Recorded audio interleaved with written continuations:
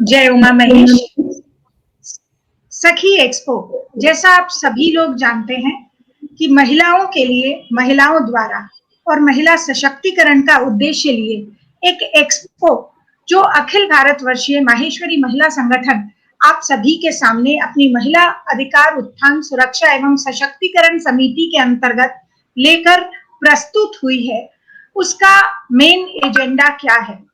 और इस एक्सपो को लगाते वक्त हम लोगों का एक जो सोच था कि हम लोगों ने महिलाओं का ऑलराउंड डेवलपमेंट या सर्वांगीण विकास की ओर ध्यान देना है। तो जब ये सर्वांगीण विकास की बात हो रही थी तो हमें ये बिल्कुल पता था कि हमें हमारे स्पीकर्स में महिलाओं को बुलाना है और वो महिलाएं कैसी हों, बिल्कुल वैसी हों जैसी आज हमारी एक स्पीकर आपके सामने आने वाली है वैसी महिलाएं, जिन्होंने अपने अपने क्षेत्र में एक उत्कृष्ट स्थान प्राप्त किया है। ना सिर्फ उस क्षेत्र को उन्होंने अपने नाम से उजालों में भरा है, बल्कि अपने नाम को स्वर्ण चिन्हों में वहां अंकित भी किया है। इन महिलाओं से प्रेरणा पाते हुए ना सिर्फ हम महिलाएं, बल्कि हमारे साथ साथ हमारी किशोरियां और हमारी युवा पीढ़ी को भी हम ये प्रेरणा देना चाहते हैं कि आप मिलिए इनसे और देखिए कि आसमान को छूना कितना आसान है हम लोगों के लिए। रूबरू नाम से ये एक सीरीज आपके सामने प्रस्तुत है, जिसके प्रथम एपिसोड में आज हम आपके सामने लाएंगे हमारी ही एक बहन को, जिन्होंने ना सिर्फ स्वर्ण चिन्हों में अपने नाम को अंकित किया है, बल्कि अपने क्षेत्र की ऊंचाइयों को छूते हुए ये साबित किया है कि देश हो या परदेश, हर जगह महिलाओं का वर्चस्व सदा ही रहा है और रहेगा। और हम किसी भी बराबरी की दौड़ में नहीं है, बल्कि हम लोगों ने अपना जगह खुद बना के रखा है और उस जगह को हम लोग बरकरार रखने के काबिल भी हैं। आज इस एक्सपो की रूबरू की आपके सामने जब मैं प्रथम स्पीकर को लेकर उपस्थित हूँ, तो मुझे ये बताते हुए गर्व की अनुभूति होती है कि हमारे माहेश्वरी समाज में इस तरह की महिलाएं भी शामिल हैं। महेश्वरी समाज ऐसे भी प्रबुद्धता के लिए जाना जाता है। कहा जाता है कि परफेक्शनिस्ट महेश्वरियों के जीन्स में है, और जब जीन्स की बात की जाए तो महिलाएं तो जीन्स प्रदान करने में पहले आती हैं। इसी क्रम में आज मैं आपके सामने लेकर आई हूं मोनिका जी पंपलिया। मोनिका जी मैनेजिंग डायरेक्टर हैं, ग्लोबल हेड ऑफ एंटरप्राइज हैं, टेक्नोलॉजी सर्विसेज की जेपी मॉर्गन चेज में। मुझे नहीं लगता कि मुझे किसी को भी ये बताने की जरूरत है कि जेपी मॉर्गन चेज क्या है। विश्व के नंबर 6 बैंक पर मैनेजिंग डायरेक्टर होना बहुत बड़ी बात है। ग्लोबली टेक्नोलॉजी एग्जीक्यूटिव के रूप में 20 वर्ष से ज्यादा का एक्सपीरियंस लिए हुए और financial services, aerospace, defence, telecommunication sector, इन सभी का एक लंबा चौड़ा बैकग्राउंड मोनिका जी के पास है, और स्पेशली डिजिटल ट्रांसफॉर्मेशन में, जो कि एक पुरुष सत्ता का केंद्र माना जाता है। कहते हैं टेक्नोलॉजी और पुरुष एक दूसरे के बराबर चलते हैं, और ये इंफॉर्मेशन टेक्नोलॉजी, प्रोडक्ट मैनेजमेंट और सॉफ्टवेयर इंजीनियर हमारे सामने जो आज हैं मोनिका जी, इन्होंने अपने ना सिर्फ एक छाप छोड़ी है अपने क्षेत्र में, बल्कि ये एग्जीक्यूटिव रिलेशनशिप्स और बिजनेस यूनिट्स की पार्टनरशिप में एक ड्राइविंग फोर्स रही है ऑप्टिमाइजेशन के रूप में। जेपी मॉर्गन से पहले, जो कि आज विश्व का 6ठा सबसे बड़ा बैंक है, उन्होंने senior director of information technology और डेटा एनालिटिक्स के रूप में एरोस्पेस और डिफेंस कंपनी बोइंग में काम की है। जब भी हम प्लेन में चढ़ते हैं तो बोइंग के बारे में मुझे नहीं लगता हमको किसी को बताने की जरूरत होगी। मोनिका को Seattle CIO of the year ORBIE award की फाइनलिस्ट, मतलब टॉप 3 में चुना गया है 2021 के लिए। मुझको लगता है कि जब मैं उनके बारे में पढ़ती जा रही हूँ तो कहीं मुझको अपने आप में ये लगता है कि ओ, हम लोग इतना ज्यादा कुछ अचीव महेश्वरियों के रूप में कर रहे हैं, तो I am really proud of you Monika ji. 2019 में corporate responsibility award women of colour STEM conference में पा चुकी हैं। 7 टेक्नोलॉजी पेटेंट्स हैं। मोनिका जी के पास एमबीए की डिग्री है वो वॉशिंगटन यूनिवर्सिटी से। मास्टर ऑफ साइंस है कंप्यूटर साइंसेज में यूनिवर्सिटी ऑफ इलिनॉइस से। बैचलर ऑफ साइंस है इंजीनियरिंग कॉलेज पुणे से। और हार्वर्ड बिजनेस एनालिटिक प्रोग्राम को वो अभी साथ साथ परस्यू भी कर रही है और एक ट्रेंड भरतनाट्यम डांसर है। अब आप कहेंगे कि इतना सब कुछ कब और कैसे, तो वही सब जानने के लिए आज हम मोनिका जी के साथ हैं। सियाटल वॉशिंगटन में सेटल्ड मोनिका जी 2 बच्चों के साथ she is blessed with 2 children and I would say कि 2 बेटों के साथ मोनिका जी की लाइफ वहां पर कैसे जा रही है वो भी एक क्वेश्चन रहेगा हम लोगों का आज के इस इंटरव्यू में। कहते हैं ना कि खुदी को कर बुलंद इतना कि हर तकदीर पहले खुदा बंदे से पूछे कि तेरी रजा क्या है। ऐसा ही कुछ किया है मोनिका जी ने। तो मोनिका जी आपके बारे में बताते हुए मुझको ना सिर्फ गर्व की अनुभूति हो रही है बल्कि ऐसा भी लग रहा है कि ये इतना सब कुछ कब कैसे किस तरह आपने अचीव किया होगा। Managing director global head of enterprise JP Morgan Chase. Wow, आप अपना प्रेरणा स्रोत किसे मानती हैं? Who is your role model Monika ji? पहले तो मैं अखिल भारत वर्षीय महेश्वरी महिला संगठन को धन्यवाद दूंगी। ये बहुत अच्छा अवसर है। जब रोल मॉडल की बात करते हैं तो मुझे ये कहानी याद आती है गणेश जी और कार्तिकेय की। जब उनकी कंपटीशन हो रही थी कि दोनों में कौन पहले पृथ्वी की परिक्रमा करता है, तो गणेश जी ने तो अपने माँ बाप की परिक्रमा कर ली थी। तो उसी तरह मुझे लगता है रोल मॉडल के रूप में पेरेंट्स होते हैं। और I was lucky to have a very strong foundation and a role model in my father and mother. तो मेरे पापा सत्यनारायण चांडक ये IIT मुंबई से इलेक्ट्रिकल इंजीनियरिंग उन्होंने पास किया और he was a very successful engineer. और मम्मी मालती चांडक गोल्ड मेडलिस्ट हैं नागपुर यूनिवर्सिटी से। सो बस उनके जीन्स और उनके इन्फ्लुएंस का मेरे जीवन पे काफ़ी असर रहा है। एडिशनली मेरे भाई और बहन दोनों इंजीनियर्स हैं, तो शायद मैं अगर इंजीनियर नहीं होती तो कुछ असामान्य होता। It would be abnormal for me. And I have to thank everybody in my extended family, in our Maheshwari community, because anytime I meet somebody, हम उनसे भी कुछ सीखते हैं। तो काफ़ी सारे रोल मॉडल्स हैं, starting with my parents, my family, and this community.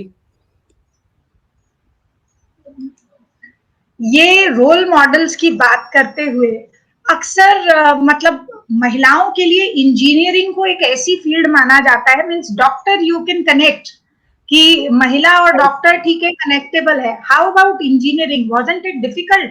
कभी ऐसा नहीं लगा कि मैंने ऐसी फील्ड चुन ली है कि जो एकदम प्योरली मेन डोमिनेटेड है? यानी आपने वो जो कहावत बोली वो बहुत अच्छी लगी मुझे, क्योंकि कोई भी फील्ड हो इसके लिए हम सशक्त बन सकते हैं। और आसमान छूना है या पर्वत का शिखर छूना है तो वो कर सकते हैं। तो जब मैं 10th स्टैंडर्ड में थी एक्चुअली गिरिजा जी, तब मुझे नेशनल टैलेंट सर्च अवार्ड मिला था। और तब मुझे शायद ये पहचान में आया कि मुझे मैथ, साइंस और प्रॉब्लम सॉल्विंग में काफ़ी इंटरेस्ट है। तो you are right, it was not a typical path to be an engineer. In fact मैं पहले मेडिकल स्कूल में गई थी, पर फिर मैंने जब देखा कि कंप्यूटर साइंस ये उभरती फील्ड है, तो सोचा कि इसमें कुछ इनोवेशन और इसमें कुछ तरक्की की जाए। और उसके बाद इंजीनियरिंग कॉलेज पूना से जब ग्रेजुएट किया तो I thought I was really lucky जब मुझे एडमिशन मिली यूनिवर्सिटी ऑफ इलिनॉय, आपने कहा अर्बाना शैम्पेन से, और तब फुल असिस्टेंटशिप भी मिली थी जो कि फाइनेंशियली बहुत मायने रखती थी। तो मैं काफ़ी ईगर थी। पर अपने इसमें ये होता है कि शादी के पहले जाना है या नहीं जाना है। पर मेरे फैमिली का सपोर्ट था, मेरा भाई यूएस में था, तो बस सबके एनकरेजमेंट और सपोर्ट से फिर मैं यूएस पहुंच गई और फिर इंजीनियरिंग की डिग्री प्राप्त की वहां से। मेरा अगला क्वेश्चन एग्जैक्टली यही होने वाला था कि क्योंकि जब मैं अपने आप से भी रिलेट करती हूँ तो मुझे ये दिखाई पड़ता है कि हमारी सोसाइटी में अक्सर ये क्वेश्चन आता है कि लड़कियों को विदेश क्या जरूरी है। पहले तो उस जमाने में जब आप और हम पढ़े थे, सो मे बी 25 years बैक, पढ़ाई ही इतनी इम्पोर्टेंट नहीं थी लड़कियों के एस्पेक्ट के लिए कि बेसिक ग्रेजुएशन करो हो गया, तुमको इतना ज्यादा पढ़ के क्या करना है। या फिर उस वक्त विदेश जाना तो लगभग इम्पॉसिबल सी बात थी। तो आपने इस चीज को कैसे अचीव किया? क्या कोई प्रॉब्लम्स आई कि जब आपने इंजीनियरिंग को चूज किया मेडिकल के ऊपर, और जैसा आपने खुद कहा कि पहले मेडिकल स्कूल ज्वाइन किया और फिर इंजीनियरिंग में गए, और आपके भाई ऑलरेडी यूएस में थे, उस बात का आपको एक पॉजिटिव प्लस पॉइंट मिला, बट फिर भी समाज की तरफ से या परिवार की तरफ से कोई क्वेश्चन मार्क्स नहीं थे कि क्यों इनको विदेश जाना है और क्यों इंजीनियरिंग पढ़नी है? बहुत क्वेश्चन मार्क्स थे एक्चुअली, क्योंकि ये डिसीजन इजी नहीं रहता है, ये टिपिकल डिसीजन नहीं रहता है। और मैंने ये तय किया था कि जो भी करना है, इंजीनियरिंग करना है, तो वो उसमें वो फील्ड में जो बेस्ट हो सकता है वो करना है। इसलिए मुझे विदेश जाना था। पर मैंने ये पाया कि जब मैं वहाँ पर गई तब अपने को लगता है कि यूएस तो काफ़ी एडवांस्ड है, वहाँ पर तो मेल फीमेल रेशियो बहुत ही अच्छा होगा, पर मैंने ये पाया कि सिर्फ 6% स्टूडेंट्स कंप्यूटर इंजीनियरिंग में महिलाएं थी। तो एक एक्सेप्टेंस का इशू होता है, एक अपने को फाइनेंशियली स्टेबल करना है, खुद असिस्टेंटशिप लेकर वो गुजारना है। Emotionally you have to be strong, staying all by yourself. और आपको याद है गिरिजा जी, वो टाइम में ना व्हाट्सएप था ना फोन था, so it was only landlines. So it was definitely very hard, even though my brother was there. The 2 years I had to definitely stay by myself and get through it. But I will say कि it taught me a lot. हम independently कैसे खुद को अपने पैर पे खड़ा कर सकते हैं, ये जो मैंने सीखा, ये मेरे साथ अभी भी है। तो I really actually cherish the time जब इंजीनियरिंग किया, और चैलेंजेस तो काफ़ी आए, और अपने कल्चर में it is not something that was normal, पर एक्सेप्टेंस और ये चैलेंजेस के थ्रू जाके it has been a really good investment. Coming back again to a question, मेरा फिर से क्वेश्चन उसी तरह का है जो हमारी हम लोग जैसे जेंडर इनइक्वालिटी की बातें अक्सर किया करते हैं, तो वो जेंडर इनइक्वालिटी जैसे आपने कहा कि उस समय यूएस में भी थी, क्योंकि बहुत लिमिटेड परसेंटेज ऑफ लोग इंजीनियरिंग जैसे कोर्सेज में थे। अभी भी आज के वक्त भी मोटा मोटी जेंडर इनइक्वालिटी उस वक्त जितनी थी उतनी नहीं है, लेकिन आज भी ये एग्जिस्ट करती है, और ना सिर्फ भारत में बल्कि आई थिंक विश्व में हर जगह। तो ऐसे में as a young technology executive, जहां पे ऐसी फील्ड जिसमें ज्यादातर पुरुष थे और पुरुषों का वर्चस्व था, क्या आपको ट्रेडिशनली इन्वायरमेंट में कोई प्रॉब्लम फील नहीं हुई, कोई चैलेंजेस नहीं आए काम करते वक्त? कहीं आपको पुरुषों से कमतर आंक कर और आपको काम से वंचित नहीं किया गया? आई होप आपको मेरी हिंदी बहुत बिल्कुल। ज्यादा प्रॉब्लमैटिक नहीं लग रही हो। नहीं, ये बहुत अच्छा सवाल है क्योंकि आज भी हमारे इंडस्ट्री में 50-50 जेंडर इक्वालिटी नहीं है, जैसे आपने कहा। अ, हम लोग देखते हैं कि 20-30 प्रतिशत तक तो महिलाएं आ जाती हैं, पर उसके आगे भले ही वो एरोस्पेस हो या टेक्नोलॉजी हो, आईटी फील्ड हो, ये गैप तो जरूर है। तो मैं एक किस्सा आपको बताती हूँ। जब मैं फर्स्ट टाइम एग्जीक्यूटिव बन के मैं बोइंग में आई, और तब मैं बहुत खुश थी क्योंकि मुझे ये पोजीशन के लिए चूज किया था, और मेरा फर्स्ट डे था। तो मेरे बॉस आए थे मुझे ओरिएंटेशन के लिए, पर उन्होंने मुझे फर्स्ट डे ये कहा कि look, Monica, you're a woman and you're an Indian and you're very young and you're from outside the company. So it will be very tough around here, but you just have to show people what you are capable of. यानी कि आप महिला हो, आप भारतीय हो, आप उम्र में छोटे हो, और आप बोइंग में पहले नहीं थे, तो वाकिफ नहीं हो, तो इसमें आपको बहुत कठिनाइयाँ आएँगी, पर आप सबको दिखाओ कि आप क्या कर सकती हैं। और तब डेमोग्राफिक्स ऐसे थे गिरिजा जी कि बोइंग चूंकि 100 साल पुरानी कंपनी है, 55 years was the average age of an employee at Boeing, और मैं मेरे 30s में थी तब, तो काफी डिफरेंस था। इनफैक्ट कुछ जोक भी करते थे कि हम लोग ने जब बोइंग ज्वाइन किया तब तुम शायद पैदा हुई होगी। तो इस तरह के लोगों को थोड़ा सा ताज्जुब लगता था कि मुझे सिलेक्ट किया था ये रोल के लिए। पर you know, the best thing in these situations is to really listen to what the employees are saying, business की क्या नीड है, और फिर जो भी अपन ने पढ़ा है, सीखा है, उस बेसिस पे डिसीजंस किए। तो एक इनोवेशन ये किया कि तब हमारा 787 प्लेन यहाँ पर एवरेट फैक्ट्री सियाटल में बनता था, और जब मैं फर्स्ट टाइम विजिट करने गई तो ये मैंने देखा कि सब कुछ पेपर बेस्ड है।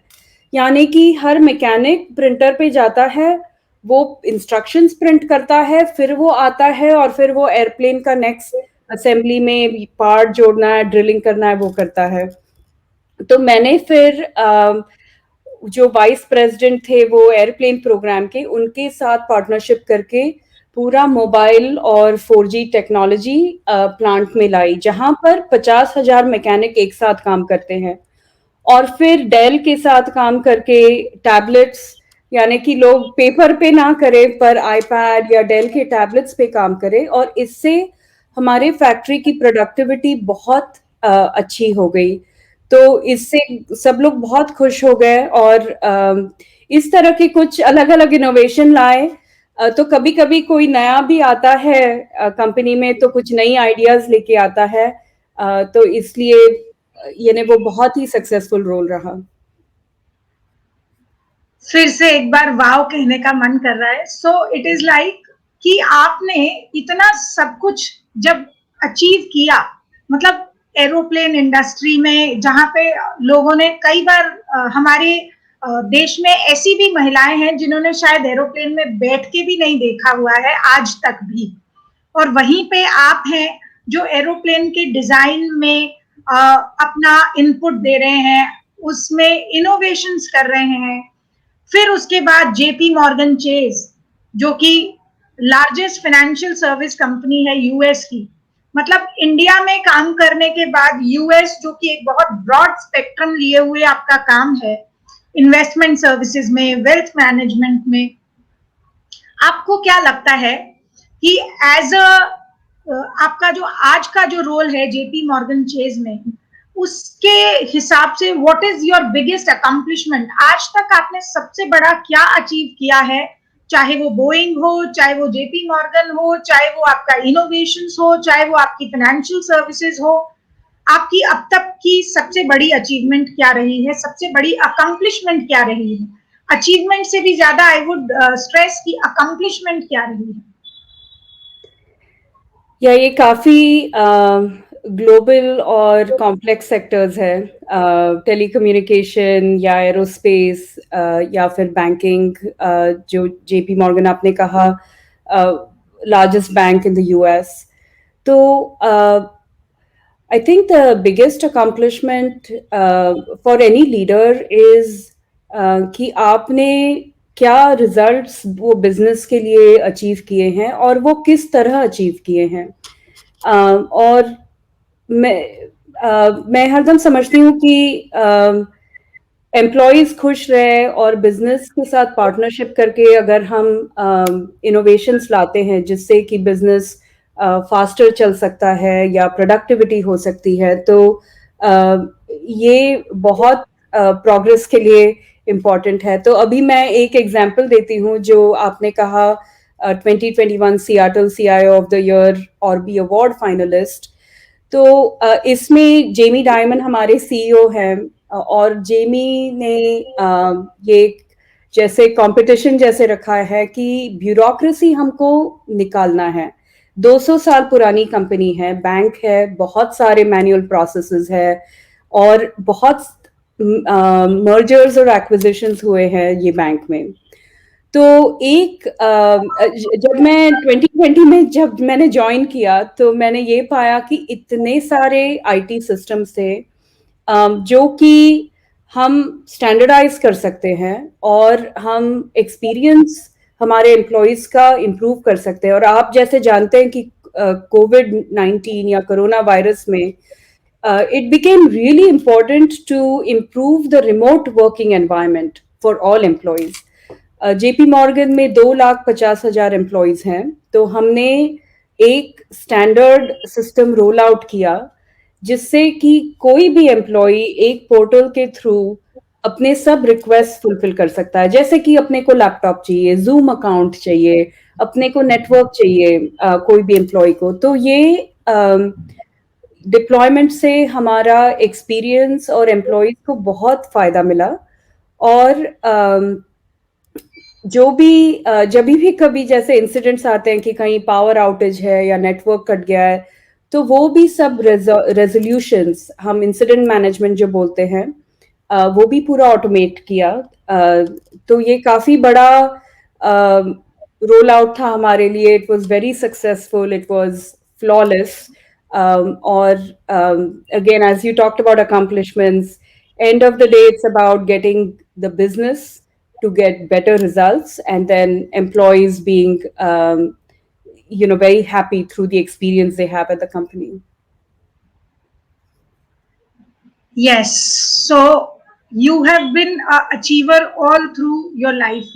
क्लास 10 से अचीवमेंट्स शुरू किए हैं, आज तक कुछ ना कुछ अचीव करते जा रहे हैं। अचीवमेंट्स और उसके साथ नेगेटिविटी शायद मेरे ख्याल से part and parcel of life रही होगी। आपके इंडिया में जब आप बोइंग इंटरनेशनल में काम कर रहे थे, कोई चैलेंजेस आए, कुछ ऐसी चीजें जो आपने फेस की हो जब इंडिया में आप आईटी रन कर रहे थे बोइंग इंटरनेशनल के लिए? बिल्कुल। तो ये बहुत इंटरेस्टिंग असाइनमेंट था। जब बोइंग को ग्लोबलाइज होना था तो यूएस बेस्ड थे, पर अभी बारी आई थी कि एक्सपेंशन करना है चाइना में, कोरिया में, यूके, इंडिया। और तब मुझे 2 साल के लिए बैंगलोर में पोस्ट किया था to handle international technology for the 65 countries we had. One of the assignments was to stand up a engineering and technology center in Bangalore. आपको तो पता ही है कि बैंगलोर में और पूना में, हैदराबाद में बहुत टैलेंट है। तो as a multinational it was really important कि हम वो इंजीनियरिंग और टेक्नोलॉजी एक्सपर्टीज बोइंग के अंदर लाए। तो उस दरमियान एक हमारा गोल था कि जब महिलाएं और पुरुष टीम में रहते हैं तो आपको सबसे बेस्ट रिजल्ट्स मिलते हैं, क्योंकि you get diversity on the team. और हमने ये गोल रखा था कि 30% इंजीनियर्स जो हम हायर करेंगे बैंगलोर में, वो महिलाएं होनी चाहिए। तो उसमें काफ़ी चैलेंजेस आए, क्योंकि पहले तो महिलाओं को एक सेफ्टी या अपनी सुरक्षा का एक कंसर्न रहता है। तो हमने एक सेफ्टी एप्लीकेशन तैयार किया मोबाइल फ़ोन पे, जिससे कि वो कभी भी कनेक्ट कर सकते हैं, एस्कॉर्ट चाहिए तो वो रिक्वेस्ट कर सकते हैं। दूसरा ये देखा कि महिलाओं को काफ़ी टेक्निकल करियर्स में जाने के लिए फैमिली सपोर्ट नहीं होता है। तो हम ऐसे स्टोरीज बताएं, रोल मॉडल्स बताएं कि फैमिलीज सपोर्ट करें, और हम लोग फैमिलीज के साथ भी जैसे एनुअल डे करते थे, ताकि वो लोग आके देखते थे कि हमारे ही परिवार में से किसी ने ये एयरप्लेन का डिज़ाइन किया है, तो उनको बहुत गर्व होता था। और फिर थर्ड ये था कि करियर अगर अपने को करना है तो अ, बच्चों को भी आपको साथ में अच्छा पालन पोषण करना है, तो एक चाइल्ड केयर अरेंजमेंट्स ये बहुत इम्पोर्टेंट हो गया था। तो वो भी हमने स्टार्ट किया कि चाइल्ड केयर अरेंजमेंट्स अगर होंगे तो पेरेंट्स, स्पेशली महिलाएं, वो आएंगी। तो इस तरह की कुछ चैलेंजेस मैंने देखे, और यानी ये सब खड़ा करने के लिए और 1000 लोगों का सेंटर खड़ा करने के लिए डेफिनेटली काफ़ी चैलेंजेस आए।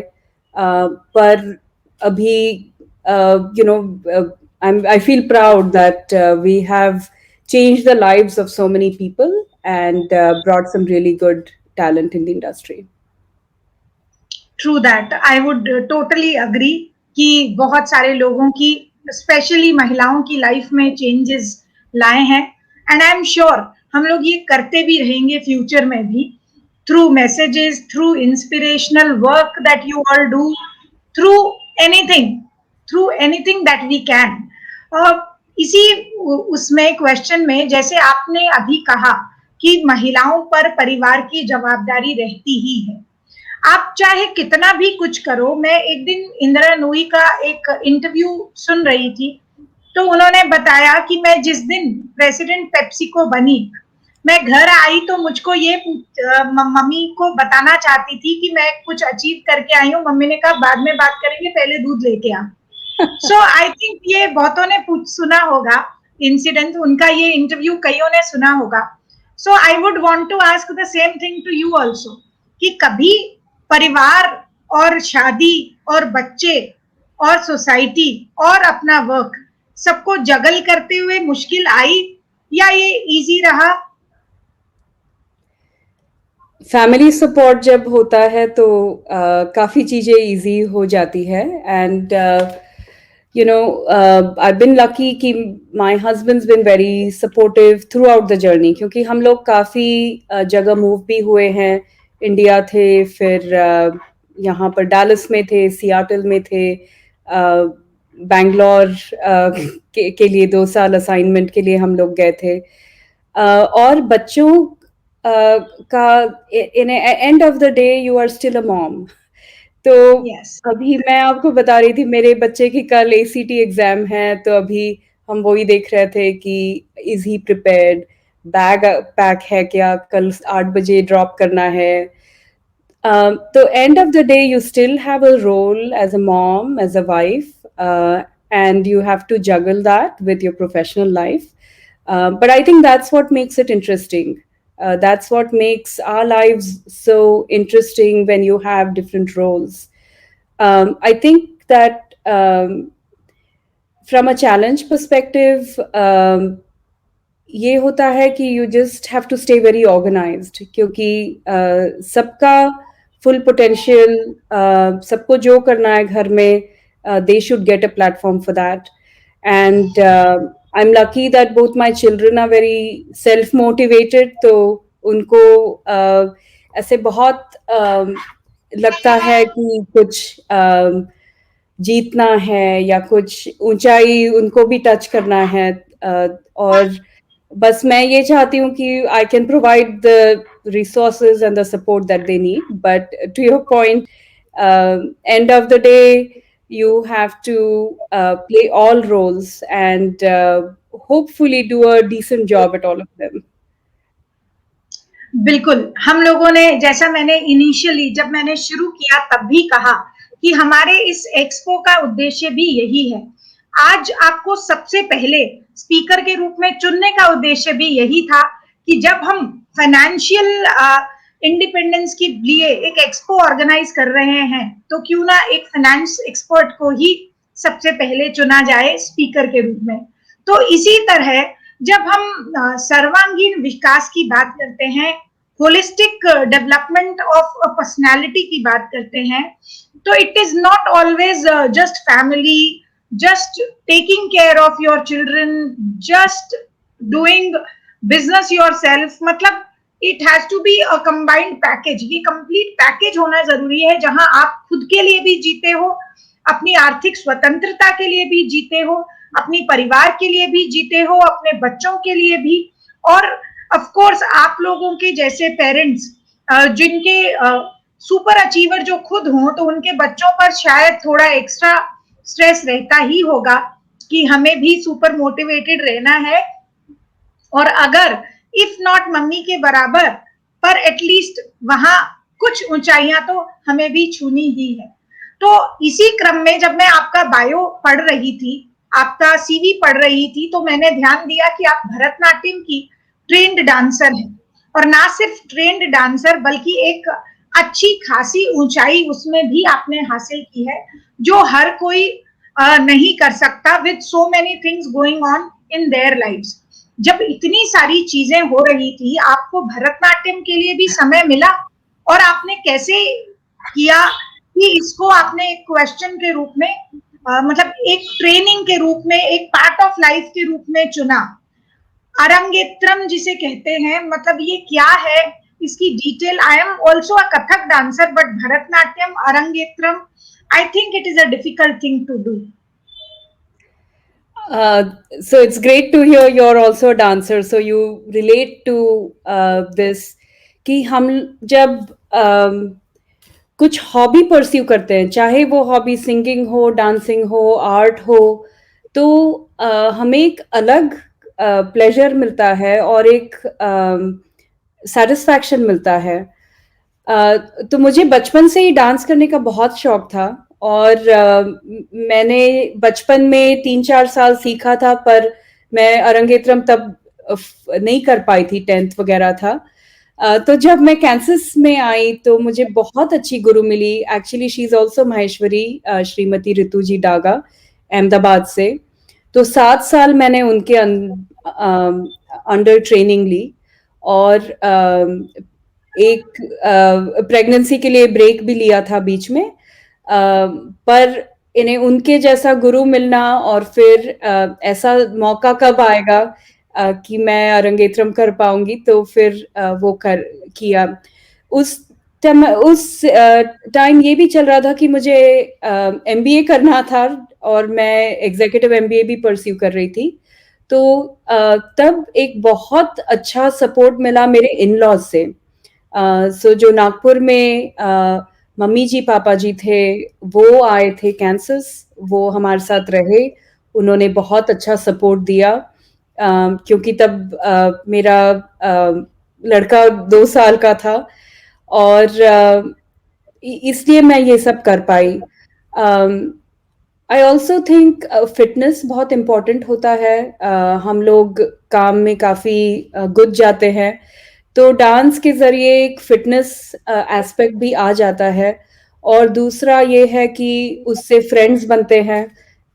तो मैं अभी भी सियाटल में डांस जब भी मौका मिलता है, तो बॉलीवुड या क्लासिकल इसका मौका ढूंढते रहती हूँ। अब कोरोना वायरस की वजह से हम लोग परफॉर्म नहीं कर पाए थे ये साल, पर ये कोशिश तो बिल्कुल रहती है। एक बार फिर मतलब ताली बजाकर पूरे इस माहौल का आनंद लेने का मन करता है, बट लेकिन मुझे आपकी अचीवमेंट्स के बारे में जैसे जैसे जानने मिल रहा है, जैसे जैसे सुनने मिल रहा है, मुझको ऐसा लगता है कि देयर इज अ लॉट जो हम अपनी जितने भी ऑडियंसेस हैं उनको दे पा रहे होंगे एज इंस्पिरेशन। आपने इतना सब कुछ किया अपने लिए, अपने परिवार के लिए, अपनी फाइनेंशियल इंडिपेंडेंस के लिए, अपने नॉलेज बेस के लिए।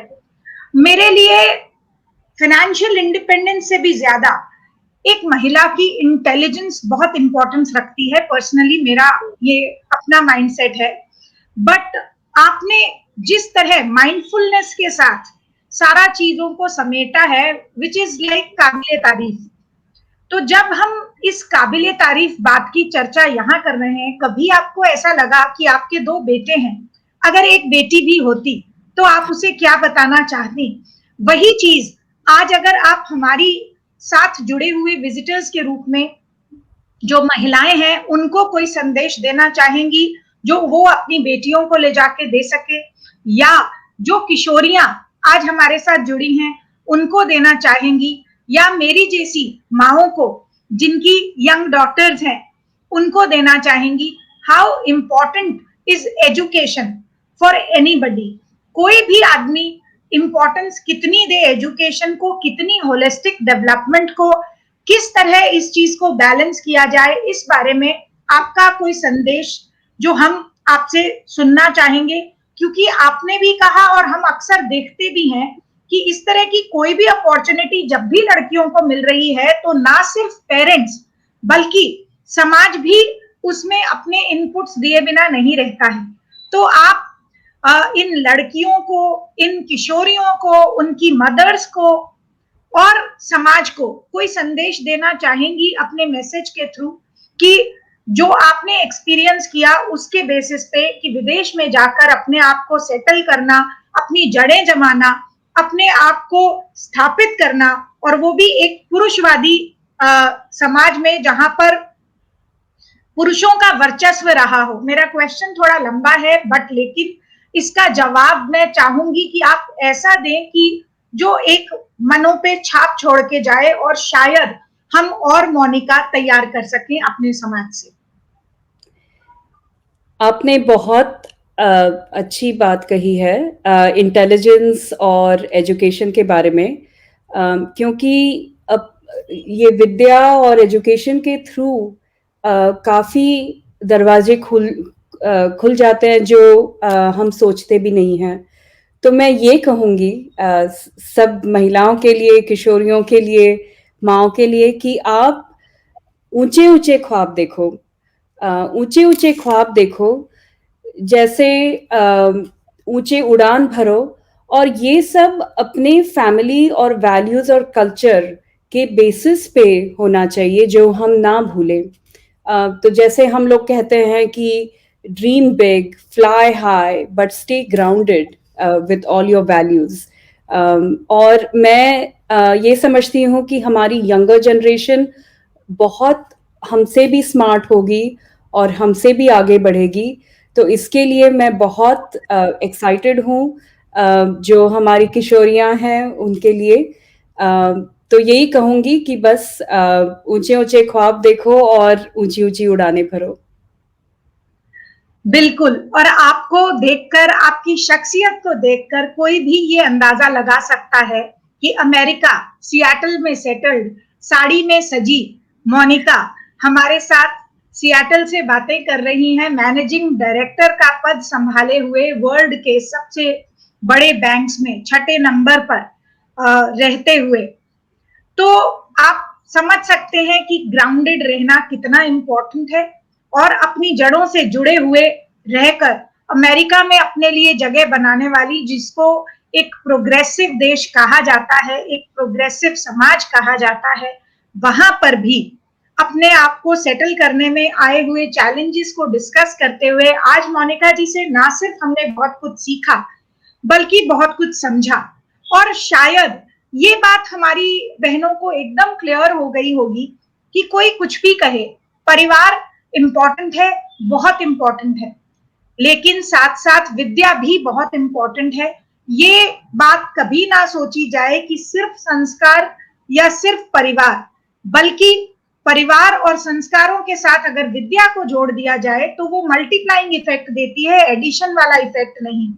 तो जोड़ने की बजाय उसको गुणात्मक प्रभाव देते हुए हम आज के इस टॉपिक को, इस अंतरवार्ता को यहीं विराम देंगे, इस वादे के साथ कि कल फिर हम आपसे मिलने वाले हैं एक और नई शख्सियत को लेकर रूबरू में, हमारी अपनी सखी एक्सपो टीम के साथ, और जहां मैं रोज आपको आपकी ही टीम के एक मेंबर से और साथ ही महिलाओं से, ऐसी महिलाओं से मिलवाऊं जिन्होंने अपने अपने क्षेत्र में ना सिर्फ ऊंचाइयां हासिल की हो, बल्कि हमें मोनिका जी की तरह प्रेरणा देकर जा सके। और हम 9 दिन में 9 नवरत्नों से मिलेंगे और वो नवरत्न हमें प्रेरित करेंगे 9 को मल्टीप्लाई करके 99 बनाने में, और 99 को मल्टीप्लाई करके 999 बनाने के लिए। Thank you so much Monica, धन्यवाद ज्वाइन करने के लिए। हमारे और आपके समय में बहुत फर्क है, फिर भी आपने हमारी एक छोटी सी रिक्वेस्ट को माना और आप हमारे साथ शामिल हुई, और आपने अपने समाज की बहनों को इम्पोर्टेंस देते हुए उनके लिए एक मैसेज दिया। Thank you so much. मैं बहुत आभारी हूँ गिरिजा जी, बहुत बहुत धन्यवाद और बहुत एंजॉय किया आपसे बात करने में। अभी आप सखी एक्सपो में कुछ शॉपिंग करना भी जरूर एंजॉय कीजिएगा। एक्सपो से अपनी मॉम के लिए, अपने डैड के लिए, अपने परिवार के लिए कुछ ना कुछ गिफ्ट्स जरूर खरीदिएगा। बिल्कुल।